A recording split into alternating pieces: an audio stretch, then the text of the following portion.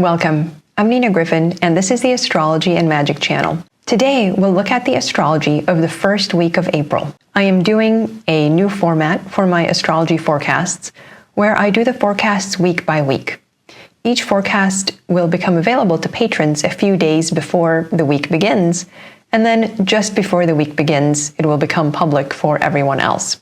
If you would like to become a patron and get access to these forecasts early, you can go to patreon.com/Nina Gryphon. Here you can also, at the highest tier of the Patreon, get access to my monthly Magical Elections ebook, which teaches you how and when to make astrological talismans in the upcoming month. I would like to thank all of my patrons for making these forecasts possible and available to everyone. April starts off appropriately wacky. Mercury goes retrograde at 27 degrees Aries. Now, Mercury is the trickster god, and Mercury retrograde is extra tricksterish.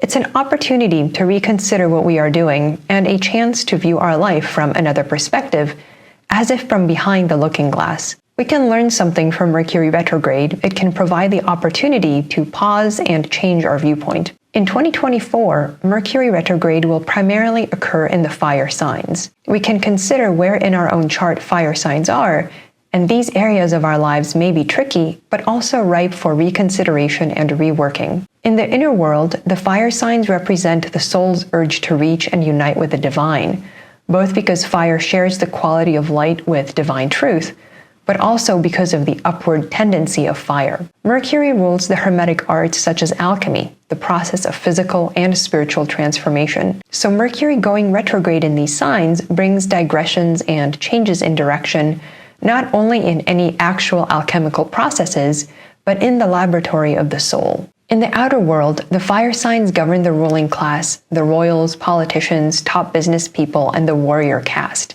So it is quite possible during Mercury retrograde and fire signs that such individuals will be faced with unexpected diversions from their intended goals and needing to immediately change direction as a result. There will be quite public alterations and surprises in the circles of power during Mercury's retrogrades in 2024. With Mercury in Aries, the sign ruled by Mars and where the Sun is exalted, this will particularly impact people in power, whether those are in government or whether they're political celebrities. Wars, conflicts, litigation, and contests all undergo wrenching changes in direction. April 3rd, Venus will conjoin Neptune at 28 Pisces. Venus is exalted in Pisces, and on the inner level, she can represent mystical love and beauty that is highly refined and subtle. In Pisces, Venus is quite beyond the reach of material concerns, and indeed beyond our rational grasp. Her conjunction with Neptune takes her to the boundless kingdom of Poseidon, the god ruling the oceans where there are no limits at all. Venus almost loses her identity when with Neptune,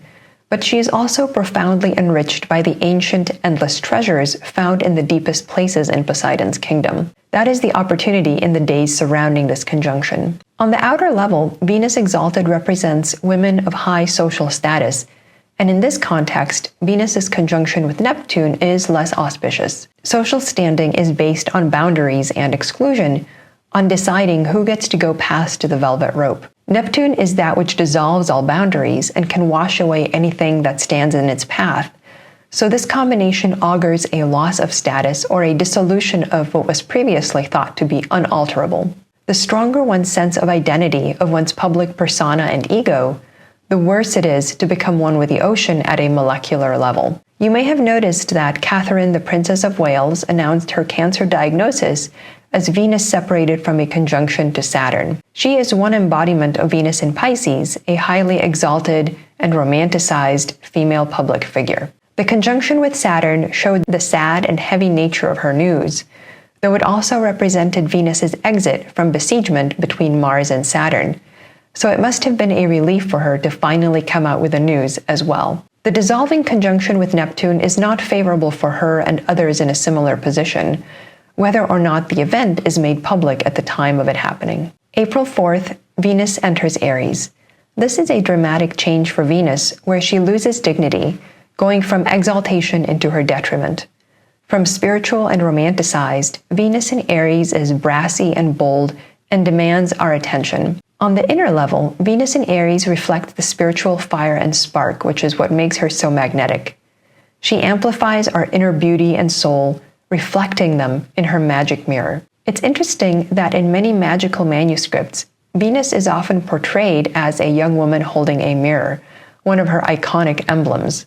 The idea is that if we only gaze into the mirror at our outer beauty, this leads to vanity and narcissism, just like the Narcissus of mythology. But if we use Venus's mirror to study the beauty of the soul, then we gain spiritual insight, and that inner beauty manifests outwardly and is multiplied. That is the inner opportunity presented by Venus in Aries, whether in the natal chart or as she transits the sign each year. In the wider world, Venus's passage through Aries tends more toward beauty and a feminine influence that is loud and demands our attention. Subtle and delicate messages won't be well received or even noticed now.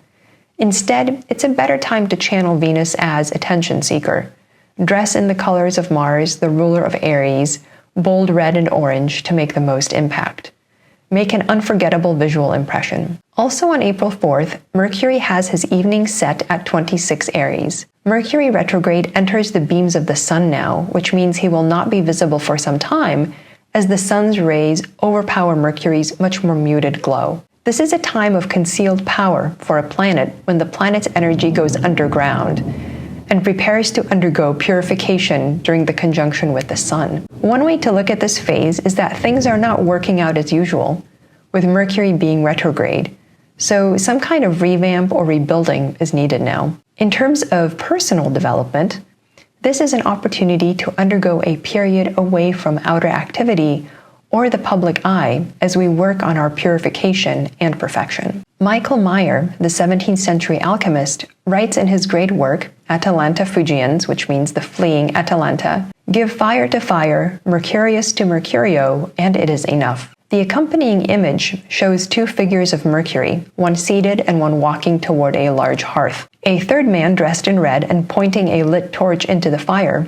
holds the walking Mercury's hand as he seemingly leads him towards the hearth and towards the other seated Mercury. The connection of fire and Mercury in alchemy is often viewed as the heart of the alchemical process. Mercury is the ineffable agent of change, and fire is the accelerant that starts off the process of transformation. So, Mercury entering the beams of the sun is an opportunity to reconnect the inner Mercury with the outer Mercury through the agency of fire, insight, and purification.